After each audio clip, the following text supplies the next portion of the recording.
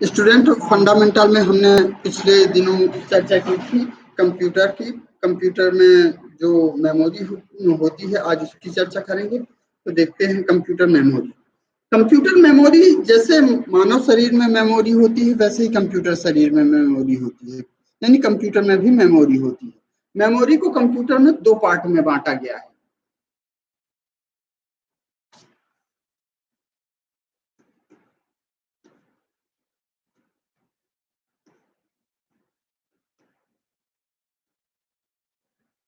Computer memory दो part में, पहली होती है प्राइमरी मेमोरी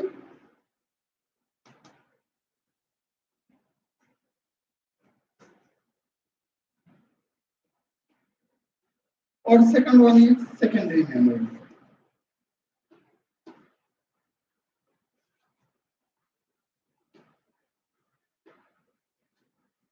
प्राइमरी मेमोरी में रैम और रोम को बांटा गया है।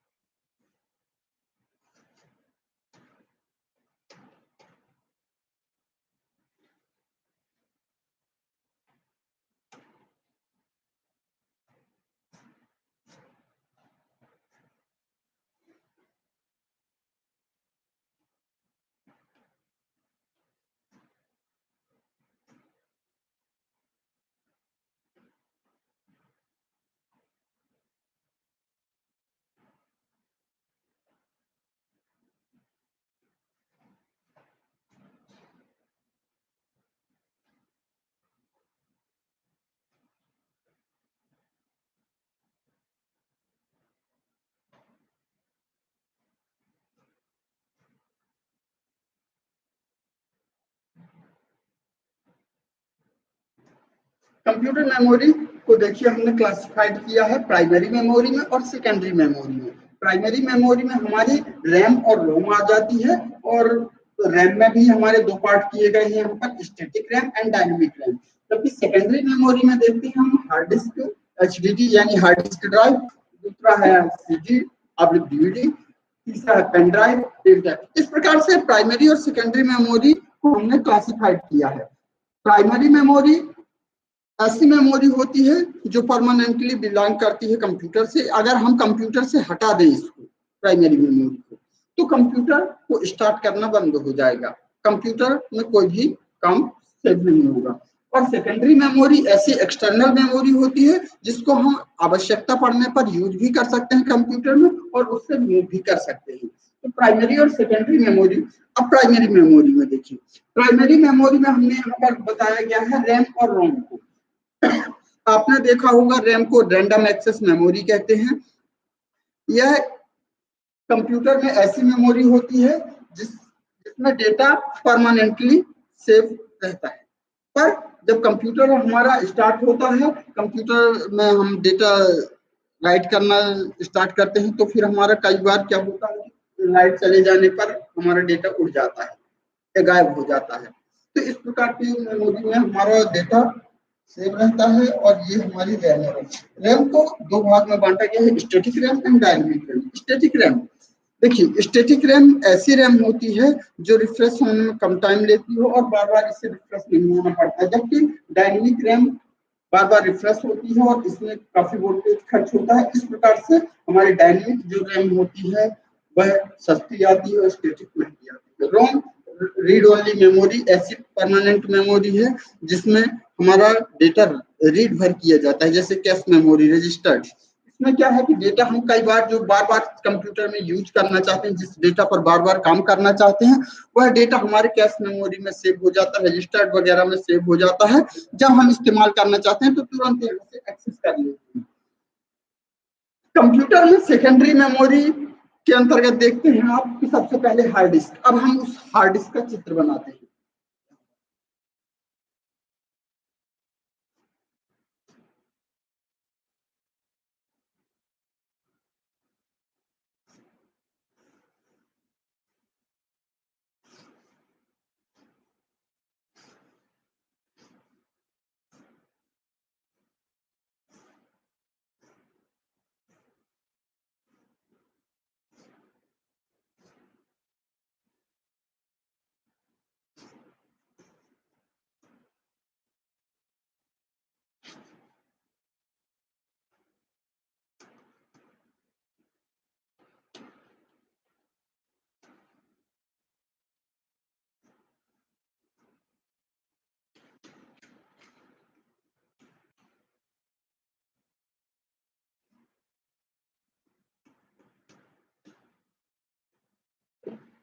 देखिए कंप्यूटर में यहाँ पर रीड एंड राइट हेड जहां पर हमने दिखाया गया है, यह कंप्यूटर में जो डिस्क लगी होती है, हार्ड डिस्क लगी होती है, हार्ड डिस्क में बोथ साइड डेटा राइट किया जाता है एंड रीड किया जाता है। तो देखिए ये पहला साइड यानी ऊपरी परत और ये हो गई निचली परत, इससे डेटा को राइट किया जाएगा और इसी में डेटा को रीड किया जाएगा।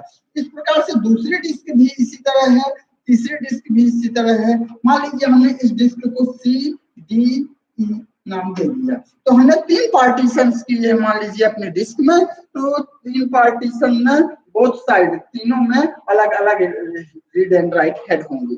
यह रीड एंड राइट हेड पहला डेटा लिखने का काम करेगा और दूसरा जब लिखा हुआ डेटा है तो इसको रीड करने का काम किया जाएगा।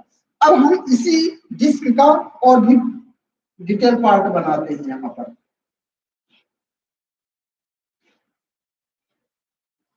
डिस्क इस तरह की होती है, इसमें ट्रैक और सेक्टर डिवाइड होते हैं, जिसमें ट्रैक और सेक्टर में प्रत्येक ट्रैक का और सेक्टर्स का लोकेशन नंबर होता है जहां पर डाटा राइट किया जाता है। मान लीजिए यहाँ पर हमने एक फाइल बना करके राज नाम की रख दी है, तो इसका भी पर्टिकुलर एड्रेस होगा जहां पर हमारा डेटा राइट किया गया है। जब भी हम राज नाम की फाइल को एक्सेस करेंगे तो उस लोकेशन से हमारा सर्च किया जाएगा। जैसे कभी कभी हम सर्चिंग में करते हैं कि हम राज नाम की फाइल डॉक्यूमेंट फाइल है तो उसको सर्च किया जाए, तो हमारे सभी हेड सर्चिंग का काम करेंगे। परंतु अगर हमने दे दिया है कि केवल सी ड्राइव में है हमारी राज नाम की फाइल, उसी ड्राइव भर के हेड सर्चिंग का काम करेंगे। इस प्रकार से रीड एंड राइट हेड जो है हमारे सर्चिंग का यानी डेटा को रीडिंग का और राइटिंग दोनों का काम करेंगे, इसीलिए इसको रीड एंड राइट हेड कहा जाता है। ये स्पेंडल है, स्पेंडल माने पोल, जिस पर ये सारी डिस्क फंसाई जाएंगी। तो इस स्पेंडल पर हमने सारी डिस्क फंसा दी है, जैसे आप देख रहे हैं सी डिस्क, ई डिस्क और सी डी ई डिस्क। इसके बाद हमारा reading process writing process start होगी। तो ये हमारा ब्लॉक डायग्राम ऑफ एचडीडी था।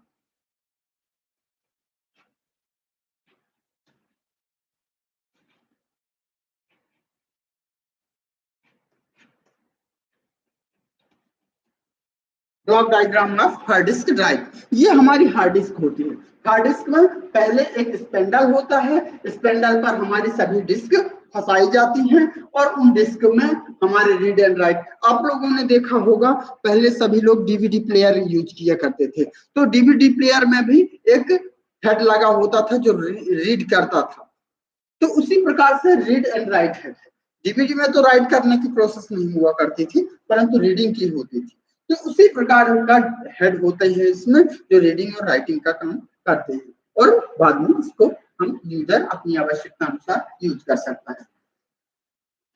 फिर इसके बाद हम बताते हैं आपको सीडी और डीवीडी के बारे में।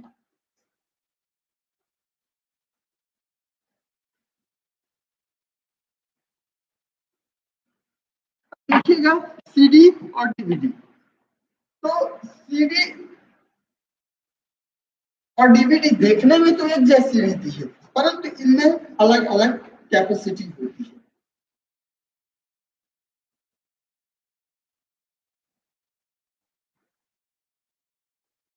सीडी और डीवीडी भी इसी तरह ट्रैक और सेक्टर में डिवाइड रहती है, जिसमें हमारा डेटा राइट किया जाता है। सीडी की स्टोरेज कैपेसिटी होती है, अगर ये हम सीडी माने तो सीडी की स्टोरेज कैपेसिटी होती है 740 MB।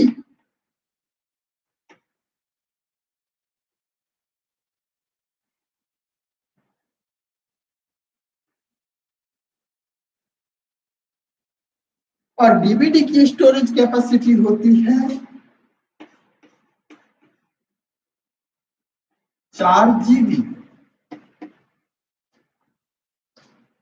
तो ये सीडी और डीवीडी में अंतर है स्टोरेज कैपेसिटी का, अंतर है हमारे डेटा कितना ज्यादा स्टोर कर सकती है। अगर हम सीडी में डेटा स्टोर करते हैं, जैसे मान लीजिए पहले जब सीडी यूज किया करते थे लोग गाना वगैरह सुनने के लिए, तो उसमें गाने स्टोर किया करते थे। तो अगर 740 MB की है तो मान लीजिए 100 गाने ज्यादा से ज्यादा रहते थे इसमें, 100-125 गाने आ जाते थे सीडी में, जबकि डीवीडी में 4 जीबी है, 4 जीबी में 500-600 गाने आ सकते हैं।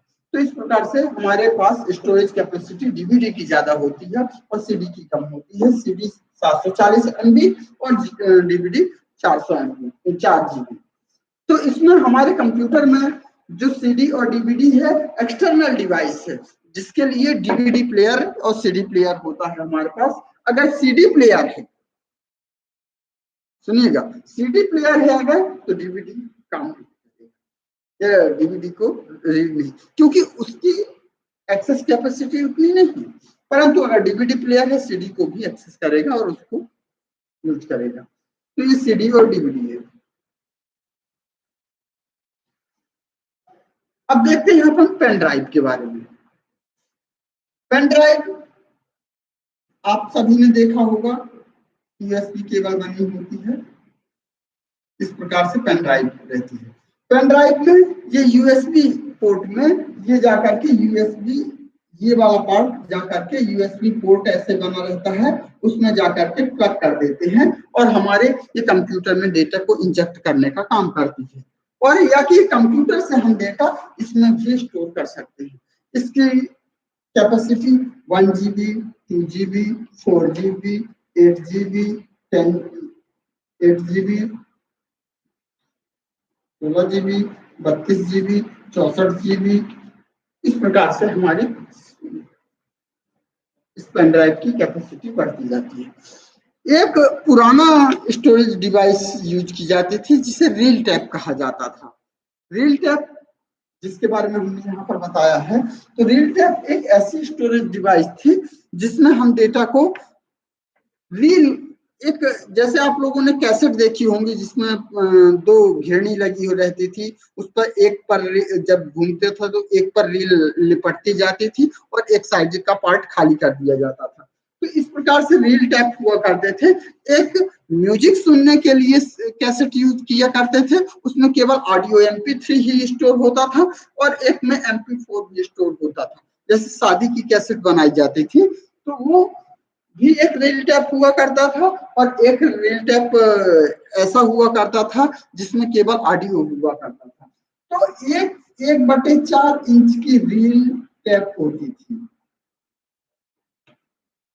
जिसमें केवल ऑडियो ही स्टोर किया जा सकता था और एक 1/2 इंच का रील टैप हुआ करता था जिसमें वीडियो भी स्टोर होता था।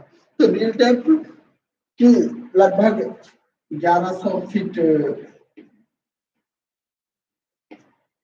लंबाई होती थी जिसमें हम डेटा स्टोर किया करते थे। ये पुराना स्टोरेज डिवाइस, इसका वर्तमान में यूज नहीं किया जाता है। आजकल डीवीडी, सीडी और पेन ड्राइव, चिप, इन सभी का इस्तेमाल किया जाता है। तो ये थी कंप्यूटर मेमोरी। कंप्यूटर मेमोरी में हमने बताया आपको कि कंप्यूटर मेमोरी को हमने 2 पार्ट में डिवाइड किया था। पहला पार्ट था आपका प्राइमरी मेमोरी, प्राइमरी यानी परमानेंट मेमोरी, जिसमें हमारा डेटा परमानेंटली स्टोर किया जाता था। दूसरा होता था हमारा सेकेंडरी मेमोरी। सेकेंडरी मेमोरी में हम डेटा को स्टोर किया जाता है, परमानेंटली भी स्टोर किया जाता है, परंतु सेकेंडरी मेमोरी को कंप्यूटर से अलग कर दिया जाता है और रिमूव किया जा सकता है, तब भी कंप्यूटर काम करेगा और कंप्यूटर में लगी भी रहेगी तो भी काम करेगा। सेकेंडरी में हमने बताया कि आपका हार्ड डिस्क ड्राइव है, सीडी और डीवीडी है, पेन ड्राइव है, रील टैप, और भी कई चीजें हैं हमने मोस्ट बता दी हैं, बाकी और भी है, आप लोग देख लीजिएगा। जबकि हमने प्राइमरी मेमोरी में बताया है कि रैम और रोम। रैम आप देखते हैं कि हार्डवेयर के रूप में है, तो रैम ऐसी होती है, एक ये पट्टी होती है जिसमें नीचे की ओर दांते बने होते हैं। जो कंप्यूटर मदरबोर्ड में एक स्लॉट बना रहता है, रैम स्लॉट, इसमें जाकर के हम इसको ऐसे फंसा देते हैं।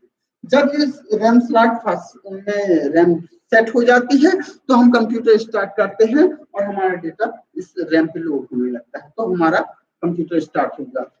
बूटिंग प्रोसेस में क्या होता है, बूटिंग प्रोसेस आप लोग को पहले बता दिया है, अगर नहीं भी जानकारी है तो उसके बारे में थोड़ा सा सुन लीजिए। बूटिंग प्रोसेस में होता है हमारा कंप्यूटर स्टार्ट, और कंप्यूटर स्टार्ट होता है तो साथ में हार्डवेयर और सॉफ्टवेयर सभी को चेक किया जाता है ऑपरेटिंग सिस्टम द्वारा, और यह चेक किया जाता है कि कंप्यूटर के सभी सॉफ्टवेयर और सभी पार्ट सही तरीके से कार्य कर रहे हैं या नहीं कर रहे हैं। अगर हमारे कंप्यूटर में कोई भी प्रॉब्लम है तो हमारा बूटिंग प्रोसेस में बता दिया जाता है कि कंप्यूटर में ये प्रॉब्लम है, इसको ठीक किया जाए, इसके बाद हमारा आगे का ऑपरेशन परफॉर्म होगा। बूटिंग प्रोसेस यदि कंप्लीट होती है तो हमारा कंप्यूटर स्टार्ट हो जाता है और आदमी उसे या यूजर उसे यूज कर सकता है।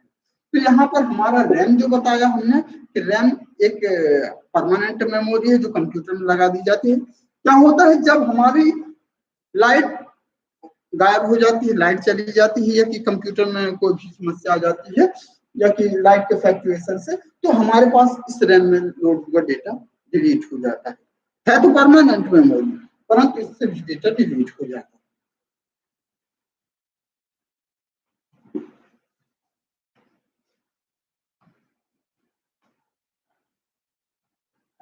अब हम बात करेंगे इनपुट डिवाइस की। इनपुट डिवाइस यानी वह सारी डिवाइस जो कंप्यूटर में डेटा को इनपुट करने के लिए रिस्पॉन्सिबल है, इनपुट डिवाइस कहलाती है। इनपुट डिवाइस में हमारे पास विभिन्न प्रकार की इनपुट डिवाइस होंगी जिसके बारे में हम यहाँ पर चर्चा करेंगे। सबसे पहले इनपुट डिवाइस में देखते हैं कीबोर्ड।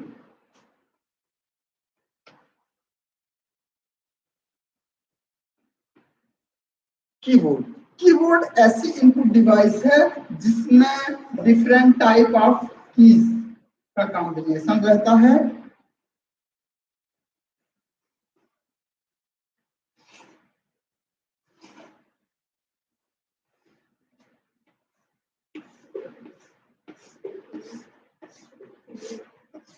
ये कीबोर्ड हो गया।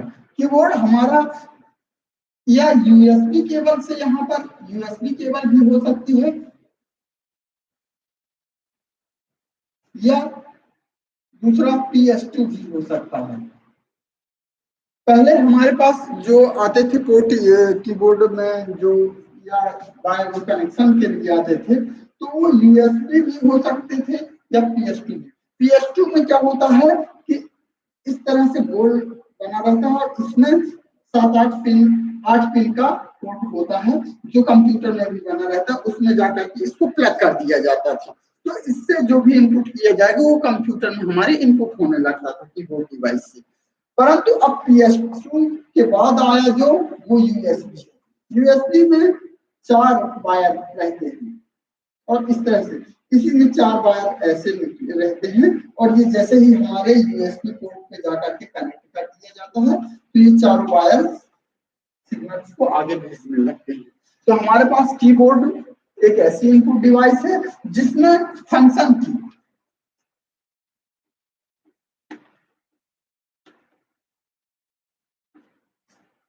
अल्फा न्यूमेरिक की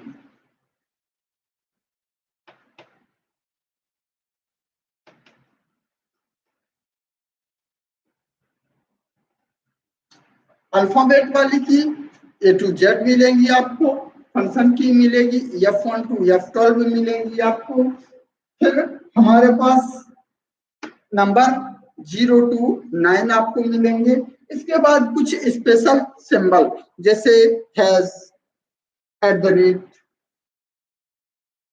डॉलर, इस प्रकार के कुछ स्पेशल सिंबल वाली भी की मिलेंगी, और एरो की मिलेंगी, up down left right move करने के लिए कर सको। साथ ही हमारे पास स्पेस बार भी मिलेगा। हमारे पास इस प्रकार से कई सारी की का कॉम्बिनेशन होता है कीबोर्ड, जिसमें डिफरेंट टाइप ऑफ इंफॉर्मेशन को इनपुट किया जा सकता है।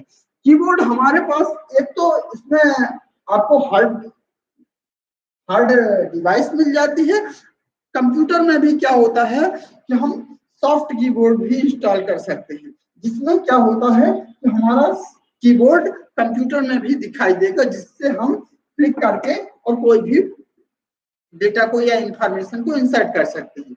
जैसे कभी कभी टाइप करते हुए हमें कुछ चीजें नहीं मिलती हैं, हमारे कीबोर्ड में वो सिंबल नहीं बने होते हैं, तो क्या करते हैं हम लोग स्पेशल सिंबल में जाते हैं और स्पेशल सिंबल में जाकर के उन स्पेशल सिंबल को इंसर्ट कर सकते हैं। तो हमारे पास जैसे मान लीजिए हमारे पास ऐसा सिंबल बना हुआ है, ऐसा सिंबल बना हुआ है, कुछ मैथमेटिकल फार्मूले जैसे पाई, डॉलर और अन्य चीजें बनी होती हैं। मैथ में कई सारे फंक्शंस यूज किए जाते हैं, तो वो चीजें अगर बनी हुई हैं तो उनको हमें इस्तेमाल करना है तो भी इनका इस्तेमाल करते हैं।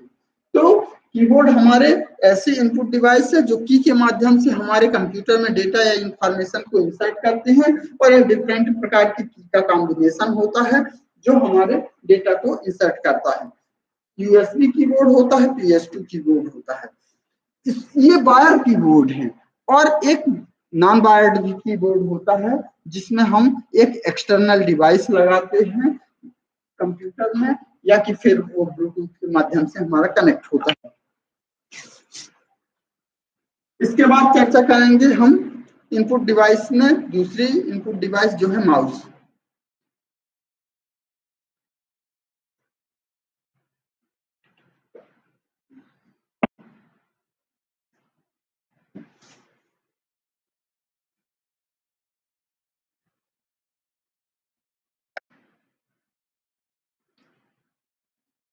माउस एक ऐसी इनपुट डिवाइस है जिसमें लेफ्ट एंड राइट की होती है।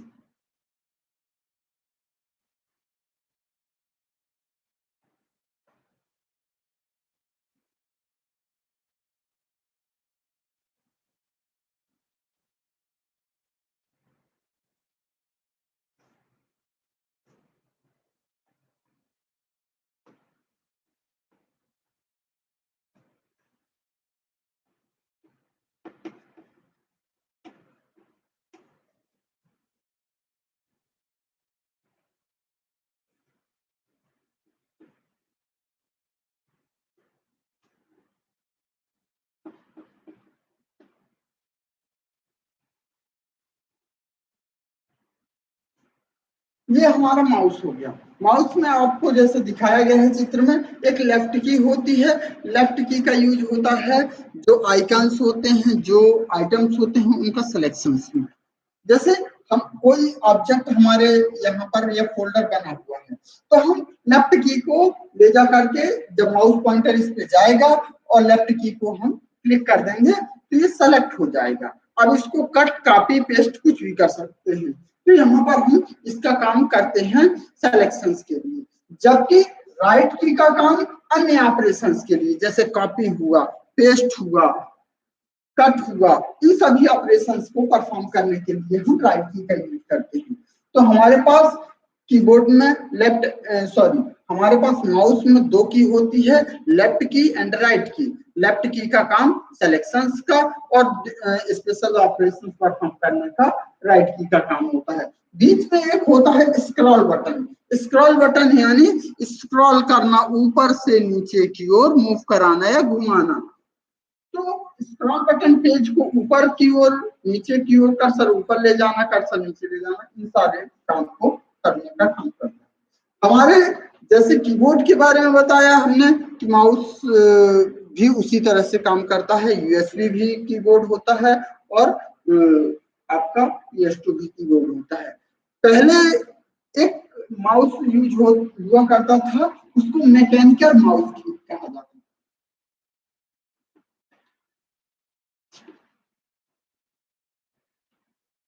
मैकेनिकल माउस ऐसा माउस होता था जहां पर आजकल के माउस में लेजर यूज किया जाता है। यहाँ पर मैकेनिकल माउस में एक छोटी सी गेंद हुआ करती थी। ये गेंद क्या होती थी या बॉल क्या करती थी, सरफेस पे जैसे ही यूजर माउस को मूव कराता था तो वो बॉल लुढ़कती थी या गेंद लुढ़कती थी, और लुढ़कने के साथ साथ हमारे जो भी माउस का कर्सर है वह मूव किया करता था। तो इस प्रकार से मैकेनिकल माउस ऐसा माउस हुआ करता था जिसके द्वारा हम इंफॉर्मेशन को ऊपर नीचे कर्सर को ले जाने में करते थे इंफॉर्मेशन के ऊपर। परंतु आजकल ऑप्टिकल माउस यूज होते हैं। ऑप्टिकल माउस में लेजर बीम निकलती रहती है जो सरफेस पे मूव कराने पर उसके सेंसिटिव होता है, जिससे वो सेंस से माउस पॉइंटर इधर से उधर मूव करता है। तो हमारे पास ऑप्टिकल माउस और मैकेनिकल माउस दो प्रकार के माउस होते हैं।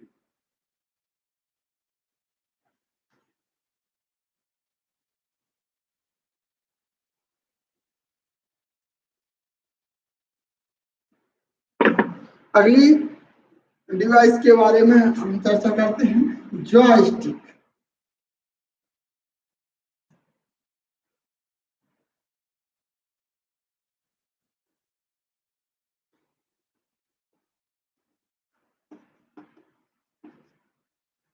जॉय स्टिक, जॉय माने होता है आनंद, मनोरंजन, और स्टिक माने होता है वह छड़ी जिसके द्वारा हम करते हैं। तो एक ऐसी डिवाइस होती थी कि जो हमारे कंप्यूटर में अटैच हुआ करती थी, और कंप्यूटर में अटैच होने के साथ साथ क्या करता था, कोई गेम, अगर कोई यूजर गेम खेल रहा है, जैसे कार वाला गेम है, हमारे स्क्रीन पे कार दिखाई दे रही है, तो उस कार को मूव कराने के लिए या ऑब्जेक्ट को मूव कराने के लिए हम इस स्टिक का यूज करते थे। इस स्टिक ये सभी दिशा में मूव कर जाती थी, और स्टिक में लेफ्ट राइट अप डाउन जिस दिशा में हमने मूव कराया, तो चारों दिशा में हमारी स्टिक मूव करती थी, और स्टिक के मूव करने के साथ साथ ऑब्जेक्ट भी मूव किया करता था, क्योंकि हमारा ये सिग्नल जाता है और सिग्नल बताता है किधर जाना है। इस प्रकार से सिग्नल को एक्सेस करके हमारे जॉयस्टिक मनोरंजन के काम में यूज किया जाता था। तो इस प्रकार से जॉयस्टिक, और इसी की तरह एक काम करने वाली इनपुट और डिवाइस हुआ करती थी, उसको कहते थे ट्रैक बॉल। ये बॉल क्या होती थी, थोड़ा सा ऊपर निकली हुई हुआ करती थी, यह भी इसी काम को करती थी। इसी तरह से हमारे कंप्यूटर में अटैच होती थी, और जहां पर हम ये स्टिक मूव कराते हैं, वहीं पर हम इस बॉल को मूव कराते थे, लेफ्ट राइट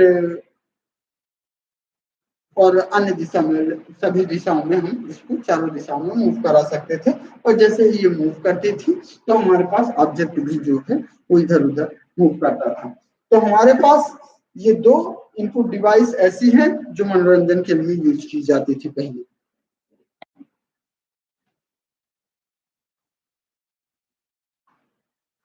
आउटपुट डिवाइस के बारे में अब चर्चा करते हैं। आउटपुट ऐसी डिवाइस होती है जो हमारा सिग्नल को प्रोसेस करने के बाद, जो इनपुट इंफॉर्मेशन है उसको प्रोसेस करने के बाद आउटपुट के रूप में, उसको रिजल्ट के रूप में डिस्प्ले करा देते हैं। आउटपुट डिवाइस में हम बताएंगे मॉनिटर।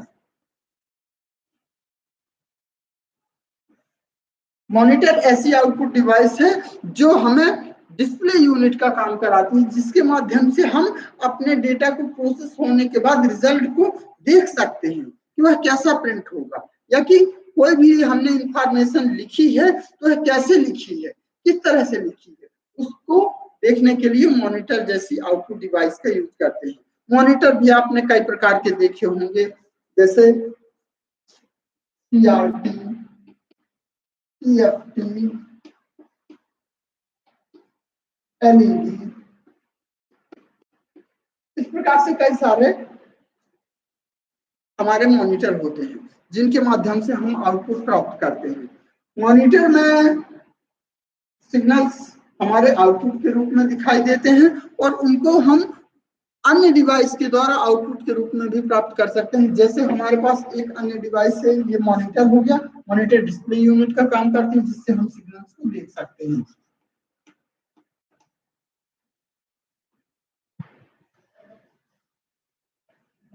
मॉनिटर के बाद हम यहाँ पर चर्चा करेंगे आउटपुट डिवाइस में प्रिंटर की। प्रिंटर एक ऐसी आउटपुट डिवाइस है जिसमें हम प्रिंटर के माध्यम से इंफॉर्मेशन को प्रिंट करा सकते हैं, या कि जो भी हम इंफॉर्मेशन देते हैं उसको हार्ड कॉपी के रूप में प्राप्त कर सकते हैं। तो से इंफॉर्मेशन को प्रिंट करा सकते हैं, या कि जो भी हम इंफॉर्मेशन देते हैं उसको हार्ड कॉपी के रूप में प्राप्त कर सकते हैं।